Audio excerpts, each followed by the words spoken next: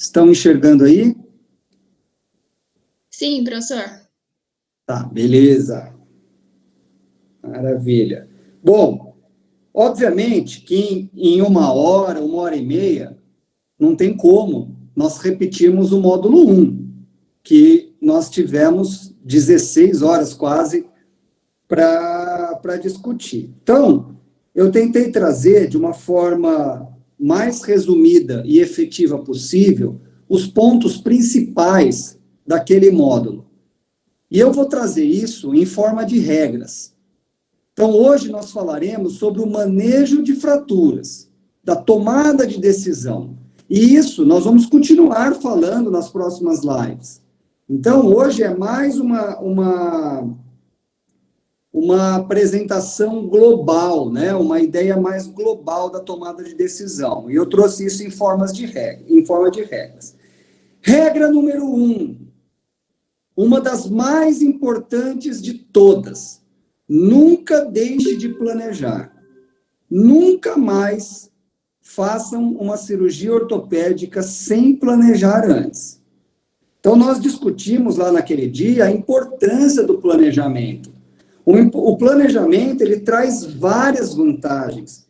Ele traz para nós a possibilidade de criar um cenário, né? Então, a gente consegue criar um cenário realístico, ou muito perto da realidade, antes da cirurgia. Então, um cenário realístico que você consegue visualizar o que você vai fazer antes mesmo do paciente estar na sua mesa de cirurgia. E isso é muito importante. No momento que você consegue enxergar o que você vai fazer antes de fazer, você vai se antecipar a potenciais complicações, você pode se preparar para a falta de um implante, a falta de um fio de sutura. Ou seja, no fim das contas, o que nós temos? Nós temos melhores resultados e menores chances de complicações. Então, esse é o objetivo ou a principal vantagem de se planejar. Bom, vamos lá. Bom, o planejamento, ele envolve planos. O resultado final, então as vantagens dele a gente discutiu agora, e ele acaba nos trazendo um plano de atuação naquela fratura. E não adianta a gente falar, não dá tempo. Claro que dá. Dá e dá muito, tá? Sempre tenha um plano, no mínimo um, mas o ideal é que você tenha mais de um. Então, sempre é bom nós irmos para uma cirurgia com pelo menos 2 planos, porque aquele plano que seria o plano A, o ideal, o padrão ouro, ele pode não funcionar na hora. Não é tudo que a gente planeja que a gente consegue levar para a cirurgia. Muitas vezes isso falha. Então, é bom você ter um plano 2, porque se o plano 2, o plano B, ele pode ser tão bom quanto o A. Só que se você não preparou ele, os implantes a serem utilizados também não foram preparados. E aí você perde tempo, é mais tempo do paciente com o campo operatório aberto, aumenta a chance de infecção, aumenta o tempo de anestesia, enfim. A gente vai agregando ou acumulando efeitos mórbidos que levam a menor chance de sucesso. Então, é importante que se tenha pelo menos 2 planos e que esses 2 planos estejam totalmente prontos a serem realizados. Bom, devemos ainda evitar o improviso. Na ortopedia, a gente gosta de improvisar de uma forma geral, mas na ortopedia, os improvisos não são bem-sucedidos, né? Eles costumam trazer fatores negativos, que acabam levando a complicações ou a uma chance maior de complicações. Então, a gente vai evitar o improviso. E aí, como que você pode planejar? Como eu disse para vocês, existem formas tão simplificadas de planejar como desenhar. Você pode usar um papel manteiga, colocar em cima da radiografia, desenhar ela, modificar, recortar esse papel, montar o osso de novo, calcular tamanho, onde você vai pôr um implante, enfim. Isso dá para ser feito tão simplesmente como um desenho manual, quanto usando tecnologias computacionais avançadas, né? Então, só fazendo um parênteses aqui, ó, essa figura ela já faz parte do livro de ortopedia, né, que vai ser lançado aí, se tudo der certo, até o começo do ano que vem. Vamos tentar mais uma vez. Então, vocês podem usar aí um planejamento tão simples como desenhar. Então, vocês podem ver aí que essa figura, que como eu disse para vocês, ó, é uma figura que foi tirada aqui já de um dos capítulos do livro de ortopedia de cães e gatos, né, que vai ser publicado, se tudo der certo, até o começo do ano que vem. Já estamos com mais de 90% desse livro pronto. Então, é uma figura já tirada desse livro. Então, o planejamento ele pode ser tão simples quanto desenhar num papel manteiga plano sobre a regra número 1, nunca deixe de planejar. Beleza.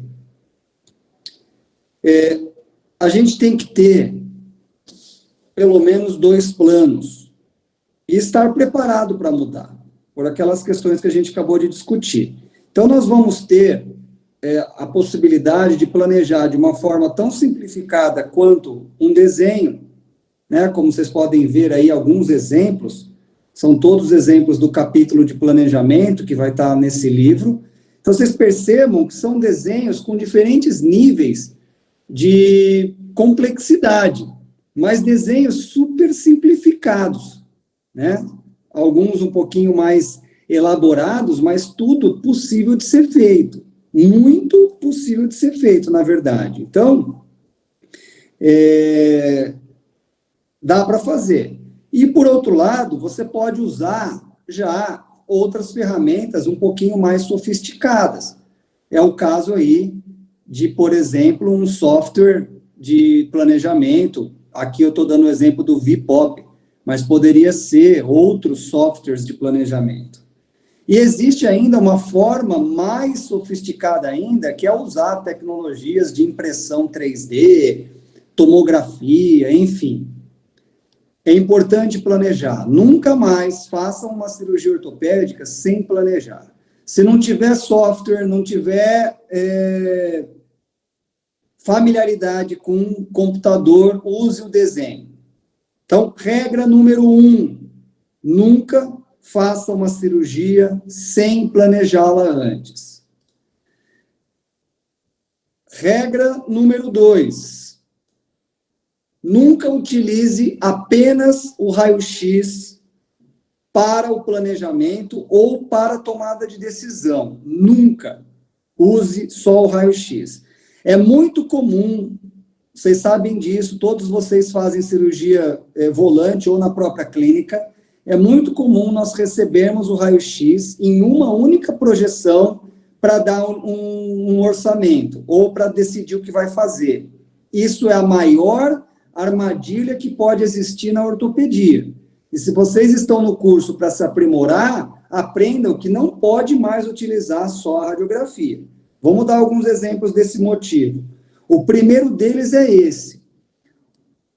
Uma projeção só na radiografia nunca vai mostrar informação suficiente para você escolher o melhor método. Você pode até saber que é um rádio, que é um húmero, que é um fêmur, mas você nunca vai ter certeza de que você está escolhendo a melhor forma de tratar, olhando apenas para uma projeção. Então, quando você olha, por exemplo, essa projeção crânio-caudal da tíbia, você imagina, pô, essa fratura está tranquilíssima, retinha. Vou botar um fixador fechado aqui, estou tranquilo. Mas quando você vai enxergar a outra projeção, você já percebe que, opa, não é bem assim. Qual é o resultado disso? Fratura mal estabilizada. Isso é erro de planejamento. Você acha que está alinhado, coloca a placa sem mexer no alinhamento da fratura, olha a merda que acontece. Tá? Então, nunca olhem apenas para uma projeção. Obrigatoriamente, para tomada de decisão, precisamos olhar para as duas. Mais um ponto, gente. Quando você recebe aquela radiografia, eu ainda estou colocando aqui uma radiografia bonitinha, né? Geralmente, é muito comum, não geralmente, mas é muito comum a gente receber aquela radiografia de cachorro inteiro. Aí você recebe aquele fêmur, e aí você não sabe se ele é o fêmur do micropincher ou do gigantão. E aí, como é que você vai planejar a fratura se você não sabe o tamanho do paciente? Né? Se ele for um pincher, você tem que ter um implante micro. Por outro lado, se ele for um dog alemão de 80 quilos, 70 quilos, que era o caso dessa fratura aí, eu tenho que ter um implante mais do que macro, né? Eu tenho que ter mais do que um 3,5. Então, olhar só para a radiografia não permite planejamento. Aí você tem isso aqui como resultado final. Que implante eu usei? Não tem como você saber, né? Então, isso aqui é uma placa, gente, de 4,5 milímetros. Existe nas placas, nas caixas de placa que vocês têm? Não. Se eu não tivesse planejado, eu não ia ter essa placa. E ela não parece uma placa com parafusos até relativamente finos? Esses parafusos, gente, são parafusos de 4,5 milímetros. É um parafuso que muitos de vocês nunca nem encostou. Aí você fala, e esses dois pinos aí, puta, fininho, né? Cada pino desse tem 5 milímetros. Muitos de vocês nunca pegaram um pino de 5 milímetros. Ou seja, eu tenho 10 milímetros de canal ocupado aí, ó.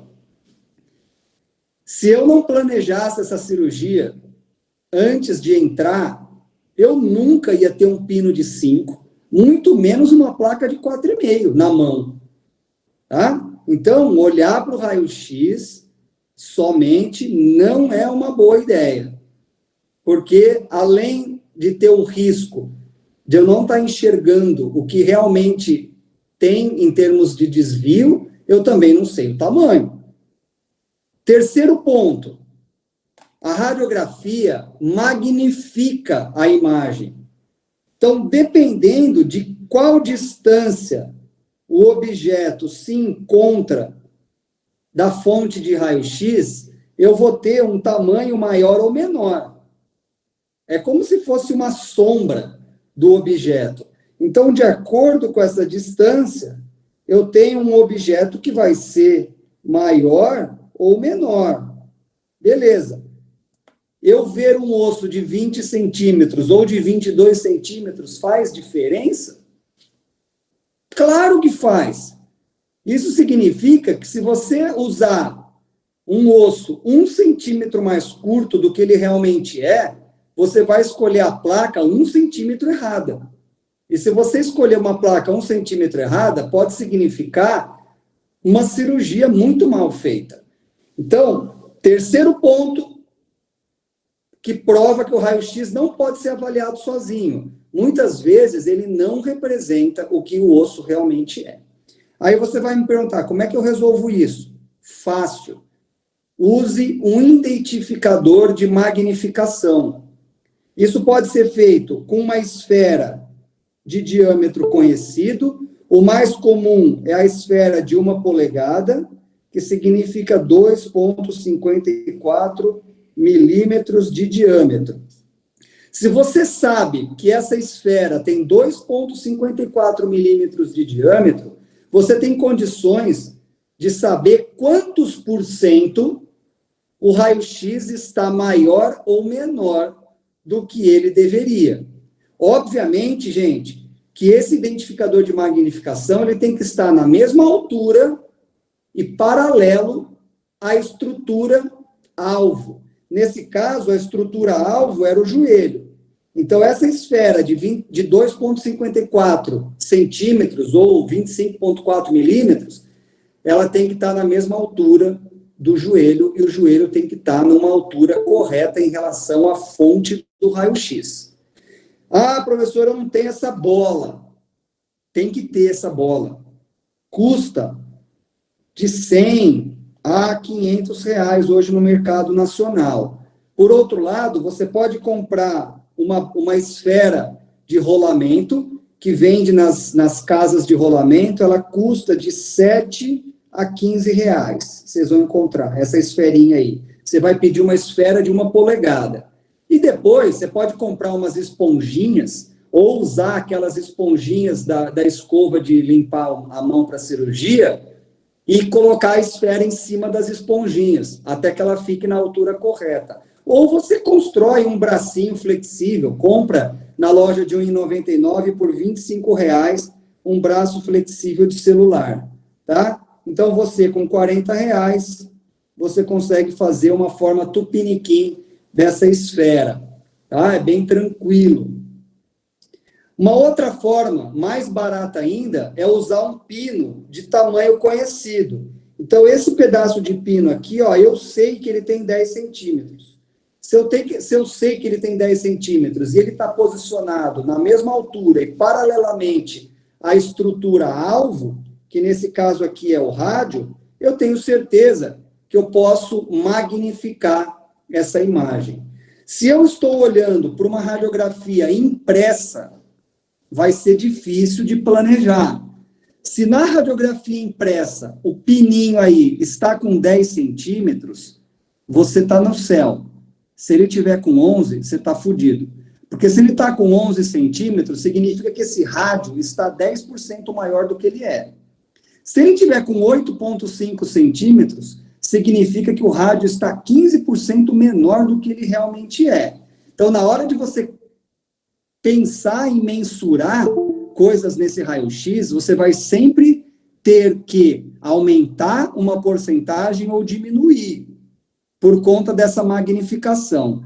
Se você está na tela do computador, sem problema nenhum, simplesmente você aumenta ou diminui o tamanho da tela, isso até que esse pininho tenha 10 centímetros, ou aquela bola tenha 25,4 milímetros de diâmetro, ou 2,54 centímetros.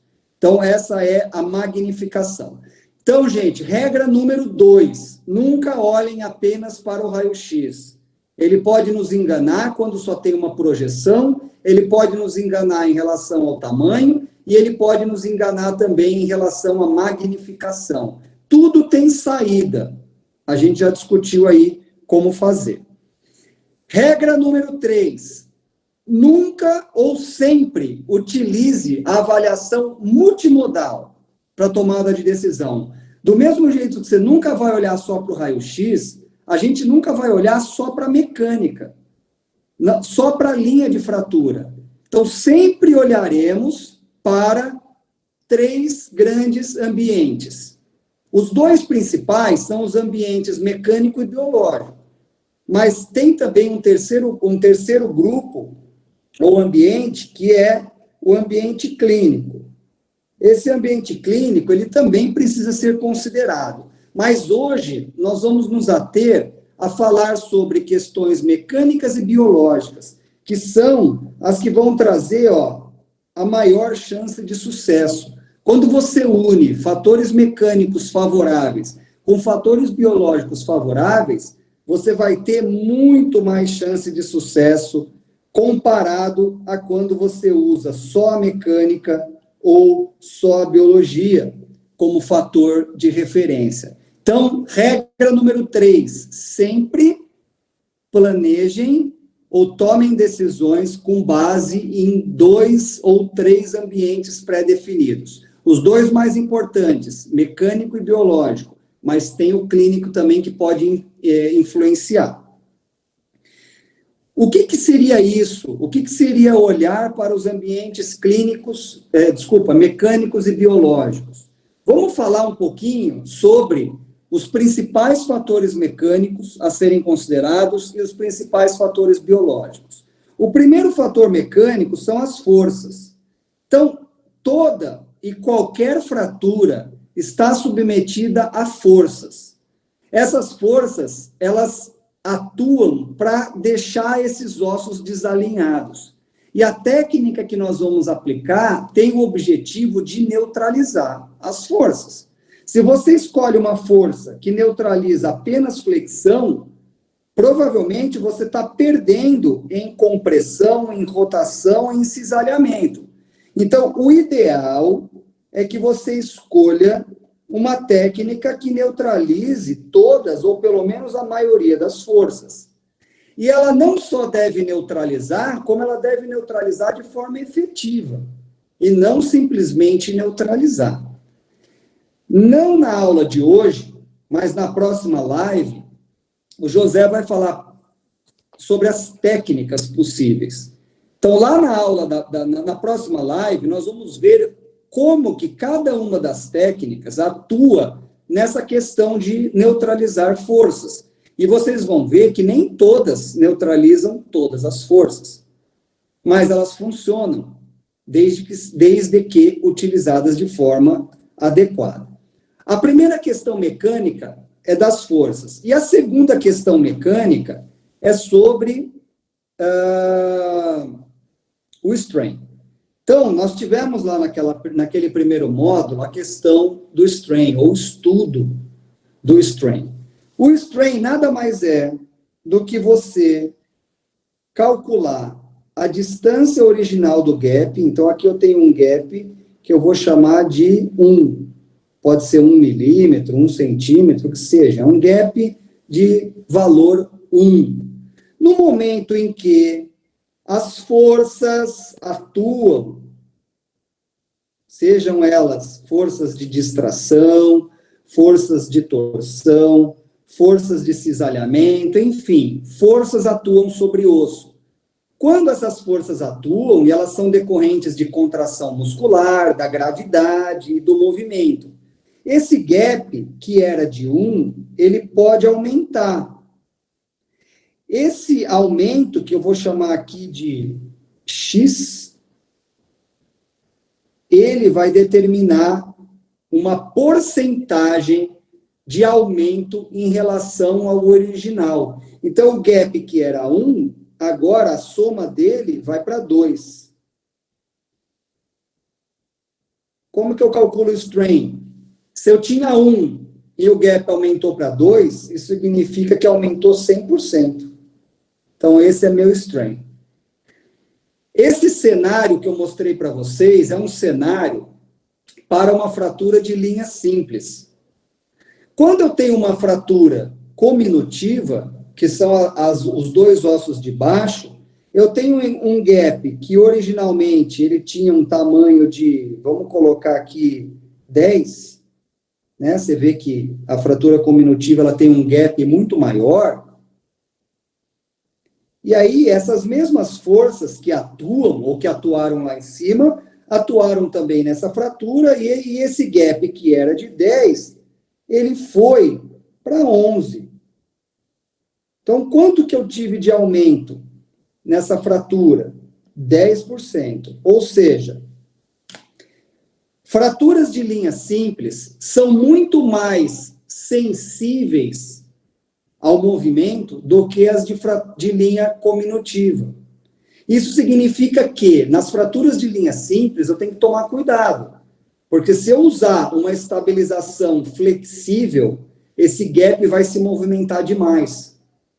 Por outro lado, nas fraturas cominutivas, eu posso usar técnicas mais flexíveis, que mesmo que ela se movimente, o strain não é muito alto, ele varia menos, percentualmente. Então, em outras palavras, fraturas de alto strain, ou seja, de linha simples, são sensíveis ao movimento. Fraturas de baixo strain, que são as linhas cominutivas ou fragmentadas, são menos sensíveis ao movimento. Beleza. O que essa questão mecânica se correlaciona com a parte clínica? As células de cicatrização, elas são mais ou menos tolerantes a diferentes níveis de alongamento ou de strain. O tecido de granulação, por exemplo, ele tem 100% de tolerância. Ou seja, se eu tenho um tecido de granulação aqui, e esse gap se movimentar 100%, né, ele tiver 100% de strain, não tem problema. Só que nessa fase aqui é uma fase inicial, onde tem células ou tecido de granulação. Quando que isso acontece? Só no comecinho da cicatrização. Depois de 4, 5, 10, 15 dias, eu não tenho mais tecido de granulação lá. Eu já tenho a formação de cartilagem. Aí a cartilagem, ela responde diferente. Ela responde a, no máximo, 15% de tolerância. Ou seja, se eu continuar tendo aqueles mesmos 100%, a célula de cartilagem não vai sobreviver. E aí, ela vai morrer, como vocês estão vendo aqui embaixo. E assim vai. Quanto mais duro é o calo, menor a tolerância ao movimento. Ou seja, quanto mais progride a cicatrização, mais rígida tem que ser a minha construção. Mesmo que eu tenha feito uma construção elástica no início, a elasticidade mais o calo fazem com que o strain vá diminuindo. Aí, beleza. Eu vou seguindo esse caminho e vou respeitando essa tolerância. Beleza? Então, o primeiro ponto mecânico que a gente tem que lembrar e entender é a questão das forças. E o segundo é o strain. Esse vídeo, ele vai mostrar a diferença da tolerância ao movimento entre fraturas cominutivas e fraturas de linha simples. Então, vocês veem que a fratura de linha simples, submetida à mesma quantidade de força, é muito mais sensível do que as linhas cominutivas, que vão aumentar ou sofrer um aumento percentual muito menor em comparação às fraturas de alto strain. Beleza. Nesse contexto, que eu fiz de forma muito resumida, nós temos duas possibilidades de osteossíntese. Ou seja, tem dois tipos básicos de osteossíntese. A osteossíntese, que eu preconizo reconstrução anatômica, e a osteossíntese que eu preconizo a biologia, ou seja, uma não reconstrução anatômica para preservar a biologia. Na osteossíntese anatômica, eu quero reconstruir tudo, né? Então, aqui era uma fratura articular ou muito perto da articulação, então eu quero reconstruir esse fêmur aqui de forma perfeita, anatomicamente. Qual é o custo disso? Acesso cirúrgico, dano aos tecidos periarticulares ou perifratura. Cadê o hematoma primordial aqui, ó? Já foi para o espaço. Então, o preço que eu pago para fazer essa reconstrução anatômica é perder um pouco de biologia. Mas, em linhas de fratura sensíveis ao movimento, que é o caso de linhas de alto strain, que são linhas simples, a osteossíntese anatômica ela precisa ser feita, porque o strain aqui é alto. E se eu não fizer uma reconstrução anatômica para ter pouco movimento pós-operatório, eu posso ter problemas de cicatrização. Por outro lado, em fraturas onde as linhas são cominutivas, eu tenho um pouquinho mais de flexibilidade para tratar elas. Ou seja, se eu fizer uma osteossíntese em ponte, que é o caso aqui, que é uma placa sendo aplicada com parafusos longe do foco, eu dou flexibilidade para esse foco de fratura, só que por ser uma fratura de baixo strain, essa flexibilidade não é maléfica para as células de cicatrização. E aí eu aproveitei todas as vantagens de se manter o hematoma primordial. Então esse tipo é o que nós chamamos de osteossíntese biológica. Eu abro mão da parte mecânica, ou seja, eu abro mão de fazer uma reconstrução rígida para ganhar na biologia. Por outro lado, essa biologia tem que me ajudar a formar calo logo, porque a elasticidade do implante vai fazer muita movimentação lá. No começo, o tecido de granulação aguenta, mas depois de 10, 15, 20 dias, o tecido cartilaginoso não aguenta. Então, eu tenho que ter esse calo formado rápido, para que ele endureça rápido, e a placa em ponte mais o calo deem controle de micromovimentação que eu preciso para células cartilagíneas e também células ósseas. Então, esse aqui é o princípio que está estabelecido por uma fixação interna perfeita, ou o que a gente chama de osteossíntese anatômica. Isso foi preconizado pela O já há muitos anos atrás. E nós temos, em contrapartida, já volto aqui, a osteossíntese biológica, que ela busca, basicamente, que as mesmas coisas, mas com uma preservação do suprimento sanguíneo priorizada. Então, na osteossíntese anatômica, eu preconiza-se a reconstrução de tudo. Qual é o preço? Há um dano ao hematoma primordial, há um dano aos tecidos moles, fratura, que farão parte da cicatrização. Então, esse é o preço que a gente paga. E, por outro lado, na osteossíntese biológica, eu faço um alinhamento indireto do membro, preservo toda a biologia, mas também existe um preço. Eu não estou enxergando nada, eu posso perder alinhamento, eu posso danificar alguma estrutura neurovascular importante, como é o caso do isquiático, eu posso danificar a artéria ou veia femoral, entre outras estruturas nobres. Então, existem limitações também para a osteossíntese biológica. E aí, no fim das contas, o que nós temos aqui? A fixação aberta, a fixação interna com abordagem aberta, ou seja, a osteossíntese anatômica, ela tem um ambiente mecânico super favorável, nota 10. Por outro lado, o ambiente biológico ele vai sendo perdido. Então, a gente vai baixando aqui por uma nota pior, 7, 6, às vezes menos que isso. A abordagem biológica, ou minimamente invasiva, então aqui que a gente chama de osteossíntese biológica, ela tem um trauma cirúrgico nota 10.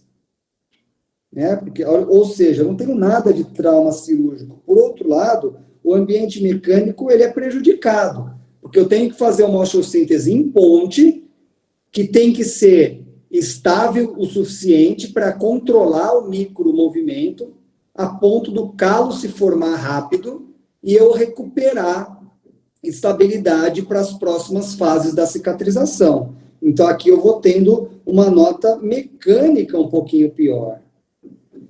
Então, uma coisa, tudo tem vantagens e desvantagens. E, por outro lado, eu tenho bem aqui no meio, a abordagem abra, mas não toque, que ela tem um trauma cirúrgico mediano, um trauma cirúrgico mediano, um ambiente mecânico potencialmente bom, porque eu vou abrir, eu estou enxergando o que eu estou fazendo, e um ambiente biológico que não é ruim, Ele não é ruim, ele é sempre uma nota acima da média. Então, a abordagem abra, mas não toque, principalmente para quem está começando, é uma excelente opção.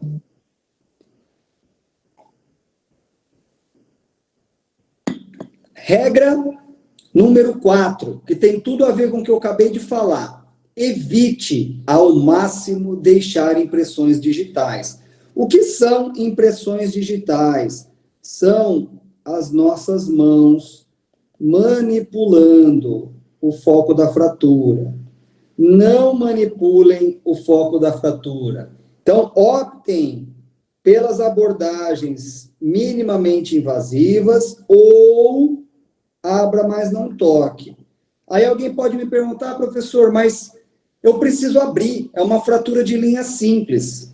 Eu sei, mas você pode abrir a linha simples e fazer essa abordagem aqui, ao invés desta abordagem.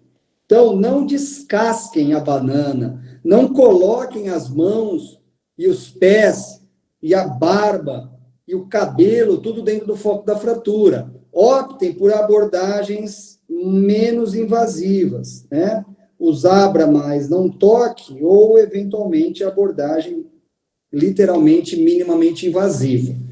Tá? Então, não deixem impressões digitais, ou deixem o mínimo possível. Dá para fazer isso? Dá. É uma questão de treinamento e aquisição de experiência em redução indireta, ou mesmo redução direta, com o passar do tempo. Se você não buscar isso, você nunca vai conseguir. Então, por mais que você não faça no início, se você não buscar, você nunca vai conseguir. Gente, vamos botar tudo em resumo. Eu vou olhar um ambiente mecânico, biológico e clínico.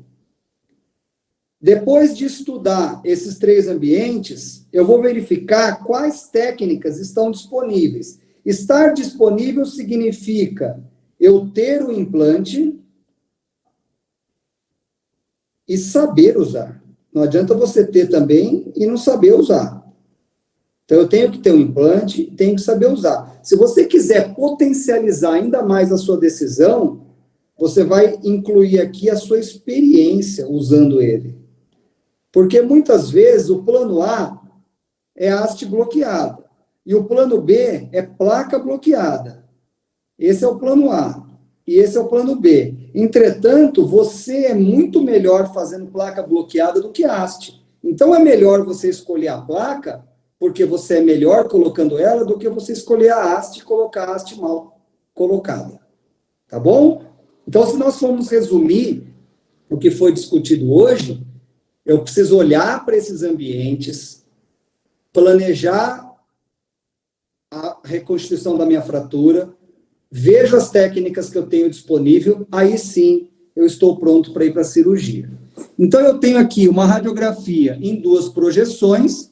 Eu não vou ser o otário que vai se enganar olhando só isso aqui e achando que a fratura está alinhada.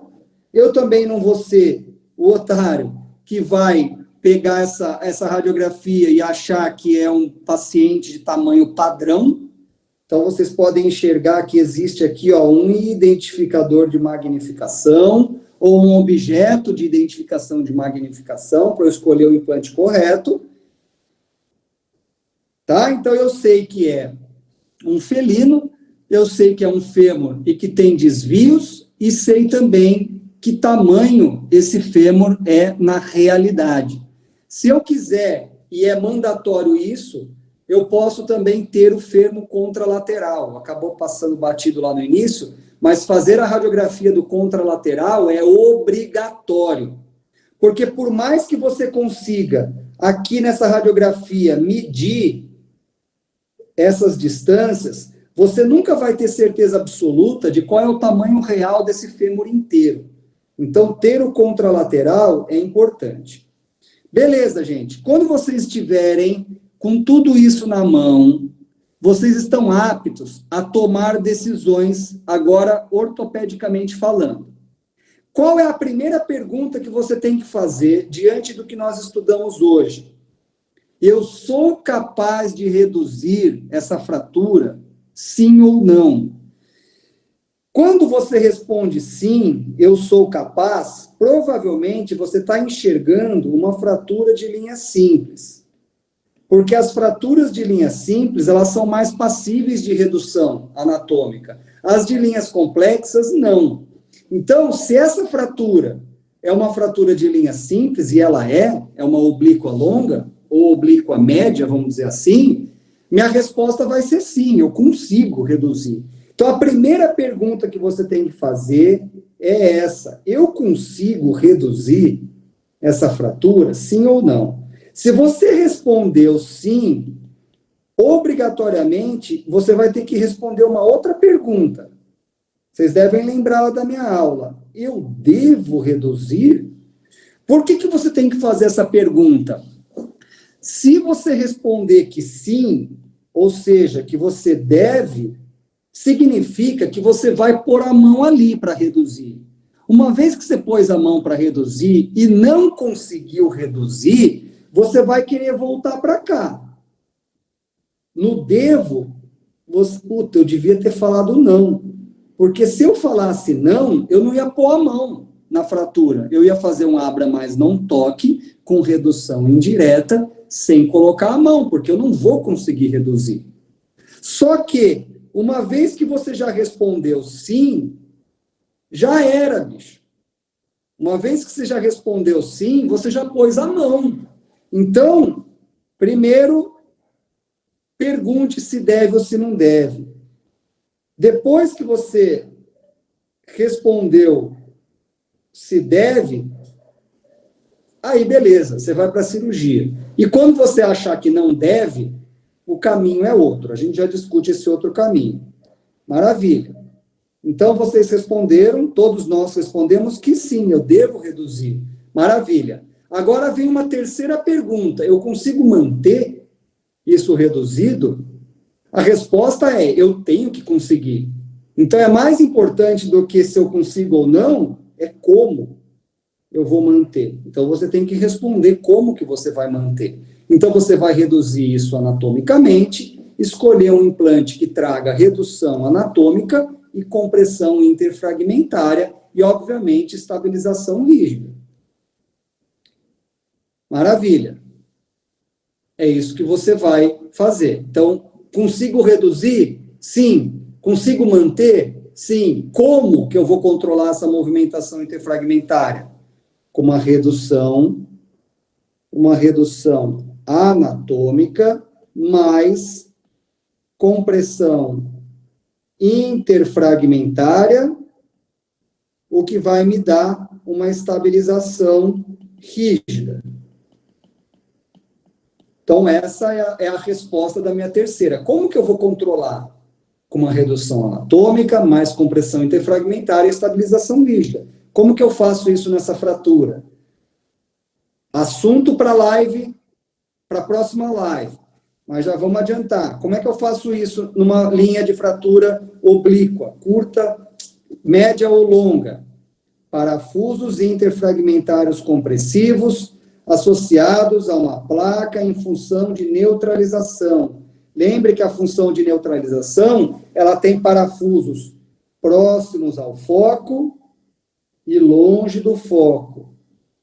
Essa é a caracterização de uma placa em função de neutralização. Foi feito isso aqui nesse tratamento? Sim. Então, qual é a minha nota?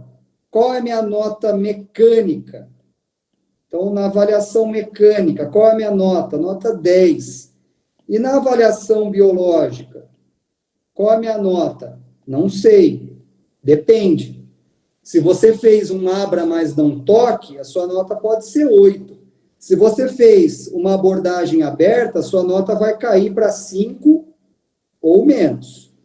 Vamos ver qual é a minha. Ih, merda.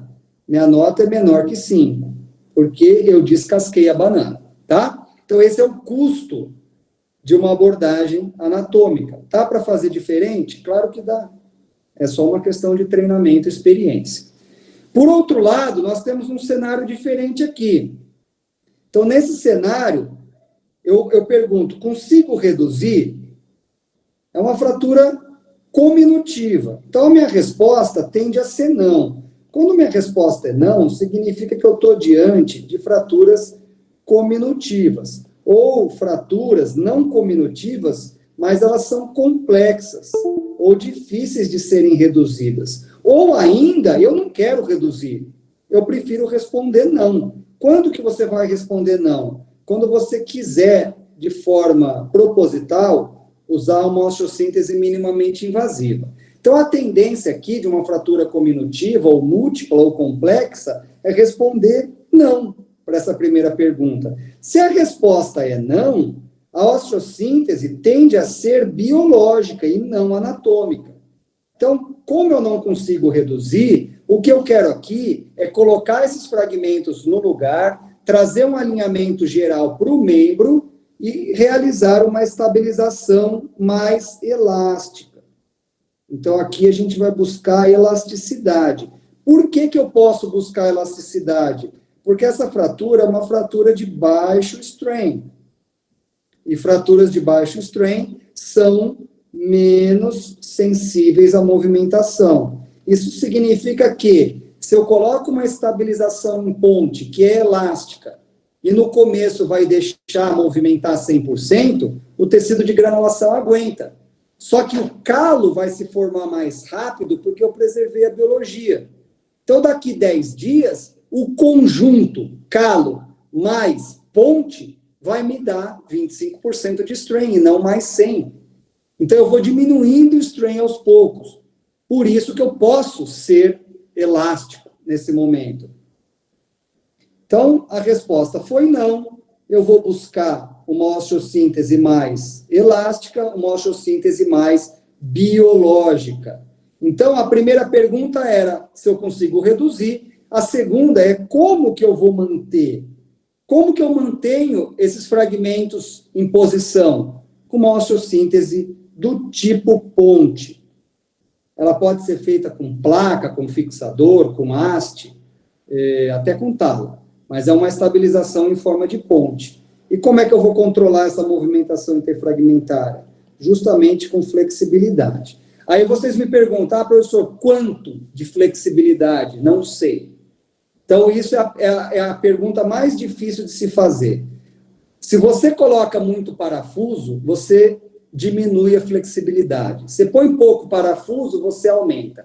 Se você usa uma placa fina, você aumenta. Se você usa uma placa grossa, você diminui.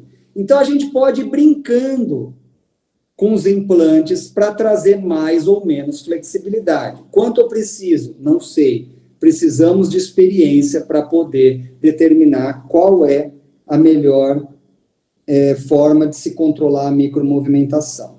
Então, vamos ver o que foi feito. Mais uma vez aqui, gente, ó, eu tenho duas projeções, uma crânio-caudal e uma lateral. Eu tenho o magnificador, ou seja, o identificador de magnificação. Eu sei que daqui a aqui tem 10 centímetros. Se daqui a aqui tem 10 centímetros e esse pininho não tem 10 centímetros nem fudendo nessa imagem, significa que esse tamanho aqui não é o tamanho real do osso. O osso provavelmente é maior que isso. Esse pininho, se eu colocar uma régua aqui na frente da minha tela, ele deve estar com 7 centímetros. Isso significa que esse rádio aqui, ele está 30% menor do que ele realmente é. Então, eu tenho que acertar essa magnificação para poder fazer cálculos. Então, olha o que foi feito. Uma estabilização em ponte, uma osteossíntese em ponte, utilizando placa. Como é que eu caracterizo uma osteossíntese em ponte? Ele tem parafusos longe do foco e longe do foco. Se eu tivesse um parafuso aqui, ela era uma osteossíntese mais neutra do que ponte. Se eu tivesse um parafuso aqui, ela seria uma osteossíntese que nós chamamos de apoio, porque ela está apoiando, ela não está neutralizando, mas também não está dando flexibilidade. Mas quando os parafusos estão longe do foco, a osteossíntese é em forma de ponte. O importante aqui, gente, é não ponha a mão nesta área. Esta área é proibida, tá? Não pode meter a mão dentro da cueca aqui, tá? Tá proibido. Senão, eu não protejo o calo, eu não protejo a vascularização. Daqui 15 dias, se você meteu a mão na área protegida, essa placa não vai ter calo para ajudar ela, e ela vai falhar, ou ela vai ser desafiada, correndo o risco de falhar. Beleza. Qual é a minha nota biológica, desde que eu tenha respeitado o fato de não pôr a mão ali? Nota 10. Qual é a minha nota mecânica? Depende. Como eu fiz uma ponte muito grande, a minha nota mecânica, ela tende a ser um pouco mais baixa, porque vai ter muito movimento nesse foco. Por outro lado, se a biologia me ajudar, rapidamente essa nota vai subir. E aí eu tenho um conjunto ou uma média final acima de 7. Estou passando de ano, tá? Então tem que tomar cuidado com isso. Há consequências. E como é possível criar flexibilidade sem ser em excesso e sem ser em falta? Então, é a ideia da ponte. Né? Então, a ponte, essa ponte, talvez o vídeo não vai passar aqui, mas não tem problema, vocês assistiram ele daquela vez, mas a ideia é que nós distribuamos os implantes nessa ponte, ou seja, eu vou colocar os pilares da ponte de forma estratégica. Se eles estão muito distantes do foco da fratura, eu tenho muita flexibilidade. Se eles estão muito próximos do foco da fratura, eu concentro carga aqui, ó, e eu dou muito pouca flexibilidade. Então, a gente vai brincar com essa distribuição de acordo com a flexibilidade que eu quero. Quando que eu quero alta flexibilidade? Vamos lá, vamos brincar. Eu vou escolher alta flexibilidade em cães ou pacientes jovens, de preferência em ossos mais superiores, ou seja, fêmur e húmero. Por que fêmur e húmero? Porque em volta do fêmur e em volta do húmero eu tenho muito tecido mole. Ou seja, a capacidade de formar calo em osso fêmur e húmero é muito maior do que tíbia e fíbula e rádio. Isso não impede que você faça grandes flexibilidades em rádio e tíbia, não tem problema.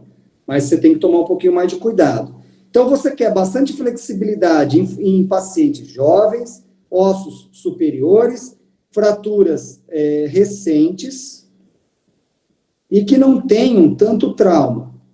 Tá certo que uma fratura cominutiva, ela sempre vai ter bastante trauma, mas eu procuro usar em fraturas que não tiveram tanto trauma, ou seja, eu vou ter muita flexibilidade naquele paciente que tem grande capacidade de cicatrizar. E eu vou buscar um pouquinho menos de flexibilidade, eu estou falando um cenário onde a ponte é pedida, tá? Não estou falando de reconstrução. Então, eu vou buscar um pouquinho menos de flexibilidade, eu vou tomar mais cuidado com a flexibilidade em pacientes que não são tão jovens, né? Então, em adultos ou eventualmente senis. Vou tomar mais cuidado nos ossos inferiores, rádio-tíbia. Isso não significa que, eventualmente, eu não vou precisar usar uma flexibilidade menor nos ossos superiores também. E nas situações onde o trauma é maior. Então, quanto maior o trauma, pior a biologia. Quanto pior a biologia, mais difícil vai ser a formação do calo. Então, eu tenho que optar por uma flexibilidade um pouco menor, porque esse calo vai ter que aguentar, esse implante vai ter que aguentar mais tempo antes do calo ajudar. Beleza? Então, tá aí a osteossíntese minimamente invasiva. E qual é o custo disso? Eu posso ter desvios, porque eu não estou enxergando porcaria nenhuma. Eu posso ter dano iatrogênico. Então, esses são os principais preços a serem pagos. Recentemente, tem saído muito trabalho a respeito dos desvios em MIPO. Então, a dissertação de mestrado do José, que foi defendida, né, há pouco tempo, fala justamente sobre os desvios que acontecem nas MIPOs de tíbia.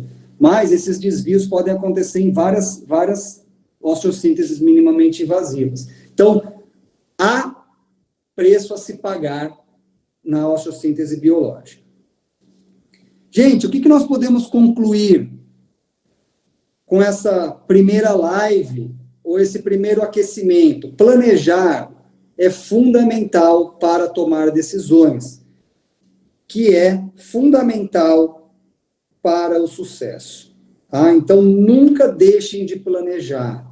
E esse planejamento tem que considerar não só o raio-x, mas sim ambientes pré-definidos. Os mais importantes são ambiente mecânico e o ambiente biológico, mas existem outros. Esses são os dois principais. E mesmo que você vá utilizar a osteossíntese anatômica, ou seja, você vai meter a mão para reconstruir, tente usar ideias de minimamente invasivo, ou seja, não descasque a banana. Tente fazer, no mínimo, dos mínimos, o abra, mas não toque. Tá? Bom, galera, vamos discutir um pouquinho sobre esse assunto. Me desculpem mais uma vez a confusão que deu aí no início, né? A incompatibilidade com o funcionamento aqui do Safari, mas acredito que a gente conseguiu discutir com tempo suficiente e conteúdo suficiente também para instigar esta discussão. Professor, eu tenho uma dúvida, na verdade, eu não sei se enquadra muito bem na parte de planejamento, né? Mas eu creio que vai ser uma dúvida que é meio controverso, mas talvez o senhor pudesse explicar melhor. O senhor comentou que o trauma iatrogênico ele pode acontecer mais na MIPO, né? Até onde que esse trauma ele é maior, como se a gente pudesse apresentar como se fosse uma desvantagem da MIPO, esse trauma iatrogênico, mas até quando esse trauma ele é uma desvantagem quando você compara com uma fratura onde você vai abrir tudo, né? Talvez ele não seja tanto uma desvantagem quando se for comparar com o método aberto, assim. Vamos lá, Zé. Manda. Excelente questão. Isso é super atual, gente, para todos aí. Quando as MIPOs surgiram há 10, 15 anos atrás, na medicina veterinária, todo mundo ficou eriçado, né?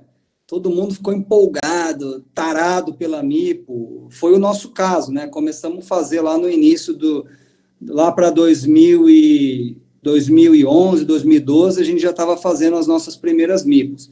Então, naquela época, acreditava-se que a ideia da osteossíntese minimamente invasiva era o padrão ouro, né? Não, imagina, isso vai trazer mudanças absurdas, né, no estado da arte. Mas não, depois de 10 anos, 15 anos do uso das MIPOs, até hoje não foi provado que a MIPO realmente tem grandes vantagens em termos de tempo de cicatrização.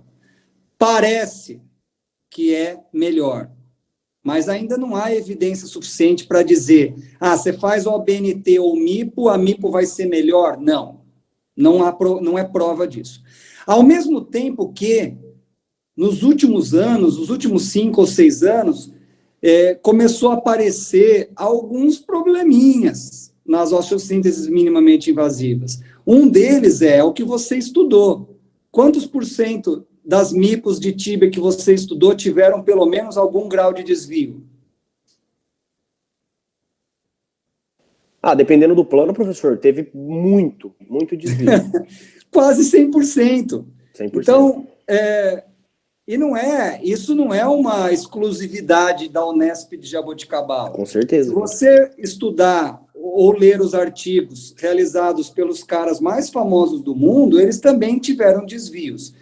Então, assim, o trauma iatrogênico que pode acontecer na MIPO, ele não é tão importante, a não ser que você, de fato, tenha feito um trauma grave, sei lá, você seccionou o radial.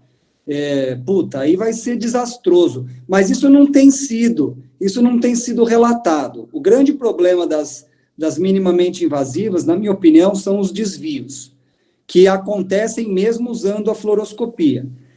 Isso acaba levando à seguinte conclusão, Zé, e para todos. Se você fizer uma abra, mas não toque bem feita, a abordagem abra, mas não toque, ela é tão boa quanto a minimamente invasiva. Minha opinião, depois de 10 anos fazendo e trabalhando com isso. Ô, professor. Pode falar. Sou eu, José, de novo. Deixa eu te falar. Uma outra pergunta de quem está começando, né? A gente também, por mais que a gente está aqui, a gente está começando.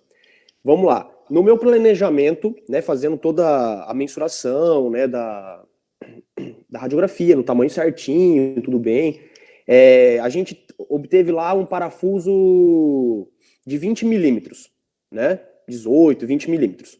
Na hora da cirurgia, eu sei que a experiência ela às vezes muito mais importante, né? Mas na hora da cirurgia deu 16 milímetros, né? Ou 22. Deu uma diferença do planejamento para o momento na hora que eu mensurei esse parafuso durante a cirurgia. Eu vou preconizar o quê? A experiência na hora da cirurgia, o que eu tô vendo ali, ou eu vou dar valor mais do que, às vezes, eu me confundi no momento da cirurgia pro meu planejamento, cara? É uma pergunta de planejamento, né? Excelente pergunta, Zé. Fecha teu microfone agora só para não dar interferência. Gente, aqueles que já fazem cirurgia ortopédica do grupo aí, vai saber o que eu estou falando. E aqueles que não fazem, aprendam isso, porque isso vai acontecer, tá? Vai acontecer. E tem acontecido aqui em Jaboticabal com muita frequência. Zé, aqui é multifatorial o que está acontecendo. Vamos colocar alguns potenciais problemas. O primeiro deles é um erro de planejamento.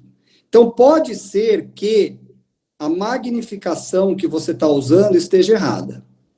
Então, essa é uma primeira opção. Por mais que você esteja convicto de que a magnificação que você usou está certa, ela pode estar errada. Então, essa é uma coisa que você tem que conferir. Segundo, o seu medidor pode estar errado. Então, o medidor de profundidade que você está usando pode estar errado. Terceiro, e associado a isso, a empresa que proveu ou construiu o medidor ou te proveu o template também pode ter errado. Então, o template pode estar errado. Esse pode ser um template eletrônico, um template de acetato. Quarto, você. Então, você pode estar errando, você pode estar medindo errado. Não é que o medidor está medindo errado, você está medindo errado. Eu vejo que muita gente não coloca o medidor até a outra córtex. Então, quando a gente tem um osso aqui, ó, e você fez um orifício com a broca, o seu medidor ele tem que entrar até a outra córtex e bater lá. Ele não pode parar e bater aqui, ou eventualmente enroscar aqui numa rosquinha da broca e, medir. Ou ainda, sem querer, ó, isso é muito comum, hein? A carapuça vai servir para uns 15 aí. Aqui está a fíbula. Aí você mediu aqui, ó. Aí teu parafuso no planejamento, ele era 10. Na hora, você mediu 12, porque no seu planejamento Bruno, você esqueceu. A sua tela não está aparecendo, viu? Não está compartilhada. Ninguém está vendo minha tela aí? Eu tô Aqui vendo. tá. Eu tô vendo. Engraçado, eu não tô. Mas tudo bem. Que a tela original está com o Bruno, né? Daí, mas o Otávio está aparecendo também. Tá. Então, ó, você mediu 10 no seu planejamento. Só que você esqueceu que tinha mais alguns milímetros de placa e você também esqueceu que o parafuso tem cabeça. Ou seja, já não era 12. Desculpa, já não era 10. Por isso que na hora da cirurgia você mediu 12. Só que muitos fazem isso, ó. E aí ele mede 16. Certo? Então, a quarta possibilidade aí é que você está medindo errado.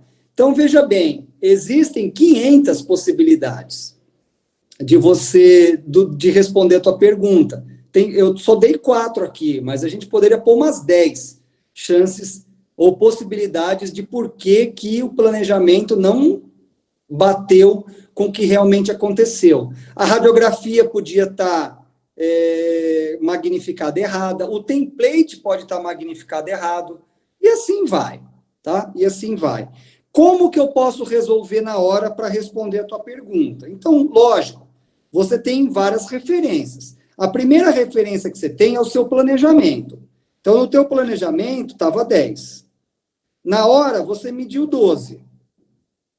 Pô, aí não tem dúvida, né? Vai o 12. Se você tiver na hora 10, desculpa, o teu planejamento era 10 e na hora está medindo 20, opa, alguma coisa está errada. Aí o que você pode fazer? Palpa o lado de lá do osso, ou mede o osso aqui por fora. Pega o seu medidor e mede o osso só aqui por fora. Se o osso por fora tem 12, nunca vai ser 20. Então tá errado, esse medidor tá fazendo merda, tá? Então assim, você vai ter que buscar várias possibilidades de por que tá dando essa diferença, e na hora da cirurgia você tem chance de acertar, de corrigir essa falha na matrix, tá? O que acontece com muitos cirurgiões, muitos de nós, já aconteceu comigo e não foi uma vez e não foi só no começo, acontece até hoje. A gente tem falta de paciência e falta de concentração. Na hora que eu estou medindo lá, eu já estou estressado, eu quero acabar logo aquela porra, aí meu planejamento era 10, eu medi 16, eu falei, vai 16 porque eu devo ter errado no planejamento. A hora que você vê o raio-x, você meteu um parafuso no rádio e na ulna. Se for na parte proximal, vai doer. E esse bicho não vai voltar a andar direito. Então, a gente tem que ter mais paciência. Se achou essa diferencinha na hora das cirurgias, perde 1 minuto, 2, 3 a mais para corrigir. Deixa eu tirar a tela daqui, porque tinha uma outra pergunta que já estava no chat. Bruno, deixa eu só comentar uma coisa importante. Às vezes o erro é visto depois no pós-operatório. Poxa, exemplo, a 16, eu coloquei um de 16 e ficou comprido ou curto. Estranho. É porque às vezes a pessoa também não confere os comprimentos dos parafusos na caixa, né? Quantos de nós confere certinho sempre que chega do fabricante? Exatamente, mais um fator, Gustavo. Importante, né? Esqueci disso. Isso é muito importante, já aconteceu comigo. Eu meto um parafuso lá e vi que ele está gigantesco. A hora que eu tiro, eu falei, mede aí para mim, por favor. Aí vai medir, era o parafuso errado. Estava no lugar errado da caixa. Muito bem adicionado aí. A Ana pediu aqui para explicar por que as placas da Fixim acabam dando certo mesmo em fraturas de linha simples. Essa é uma questão, gente, um pouquinho mais profunda, mas a realidade a placa da Fixim, que tem um sistema de bloqueio diferente daqueles que a gente está acostumado, ela traz um controle de micromovimentação que, na minha cabeça, ele é mais adequado. Ele tem um ajuste melhor em relação às placas bloqueadas, principalmente as placas bloqueadas que nós usamos hoje em dia. As placas bloqueadas de hoje em dia, ou elas trazem muita rigidez, ou elas não bloqueiam direito e vão trazer muito movimento. A placa da Fixim sempre vai bloquear. E como ela usa parafusos um pouquinho mais distantes do foco, ela sempre vai trazer uma quantidade bem controlada de micromovimento. Então, a minha teoria, e não é só a minha, né? Se o Gustavo ou outros tiverem aí alguma coisa para acrescentar, por favor, façam. Essa teoria é de que é isso que justifica. Por outro lado, como a placa da Fixim não tem a compressão, e muitas vezes, como não tem compressão, você não vai ficar buscando a redução anatômica perfeita, a tendência é que não se meta muito a mão lá. Metendo menos a mão, obviamente que você preserva mais a biologia. Terceiro, as placas da Fixim estão sendo usadas por quem tem experiência. Por isso, também deve estar relacionada a um resultado melhor. Vocês vejam que a placa da Fixim, ela é basicamente usada na Europa. E, obviamente, que os cirurgiões tendem, não estou afirmando, tendem a ser mais experientes do que os brasileiros. E no Brasil, quem está usando o Fixin é quem tem mais experiência. Então, isso pode estar relacionado também, Ana, a melhores resultados. O Fausto pergunta aqui se esses desvios não poderiam ser vistos no raio-x. Depende, Fausto. Desvios pequenos podem passar em branco, sim, pode passar direto, mas desvio grosseiro você vai enxergar. E o que vocês vão aprender a fazer até o fim desse curso é encontrar todos os desvios. Então, vocês vão ver que mais para frente a gente vai falar sobre desvios angulares, e às vezes um desvio de 7 graus, 8 graus, 10 graus, 12 graus, ele passa batido. A gente olha para o raio-x e fala assim, não, beleza, tá bom. Mas nós queremos, até o final do curso, que vocês sejam mais criteriosos. E quando encontrarem 8 graus, pensarem, porra, não deveria ter, mas vai dar certo, beleza, eu não vou entrar em cirurgia para resolver 10 graus. Mas você tem que saber encontrá-los. Mas muitas vezes eles vão passar batido, principalmente se o raio-x estiver mal feito. Essa é uma outra questão que eu e o Gustavo queremos que vocês adquiram até o final do curso, que é posicionar os ossos perfeitamente.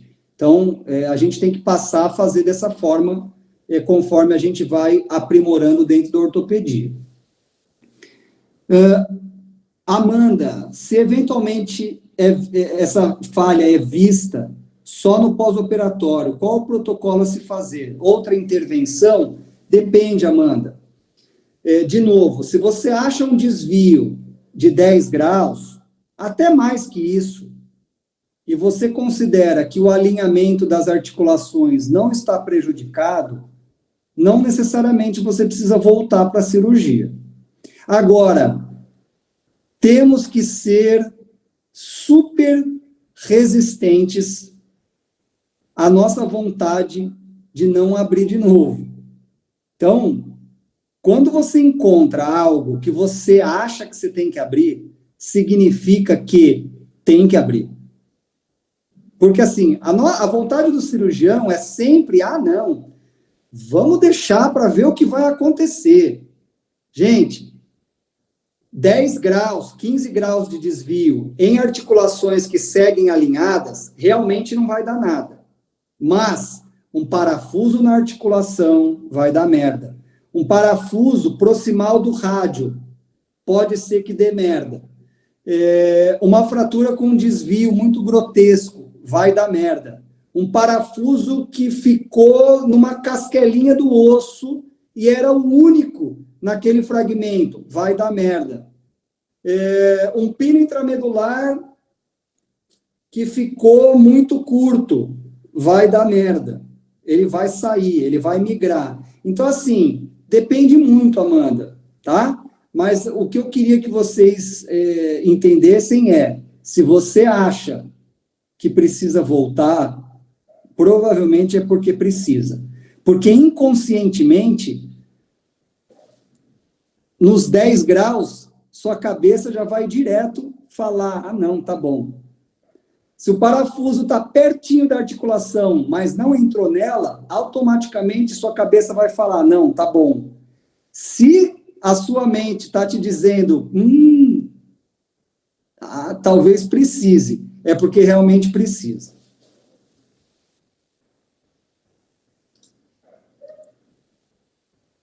Mais alguma questão?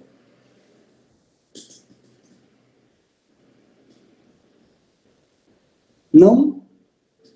Gente, eu acho que está de bom tamanho, né? O objetivo era realmente fazer um aquecimento e não necessariamente um curso ou um módulo, né? É legal que essas lives sejam curtas, até porque quando ela fica muito longa, ela fica improdutiva para todo mundo. Então, espero poder ter trazido um reacendimento desses conceitos. Na próxima live, o José vai trazer para nós os implantes. Então, a gente vai, na próxima conversa, discutir como fazer uma reconstrução. Qual implante eu vou utilizar para fazer uma osteossíntese anatômica? Qual implante eu vou usar para fazer a biológica? Quando e como que eu vou usar cada um deles? Então, na próxima aula, a gente vai mais ou menos que dar uma continuidade a essas ideias e também colocar os conceitos em prática.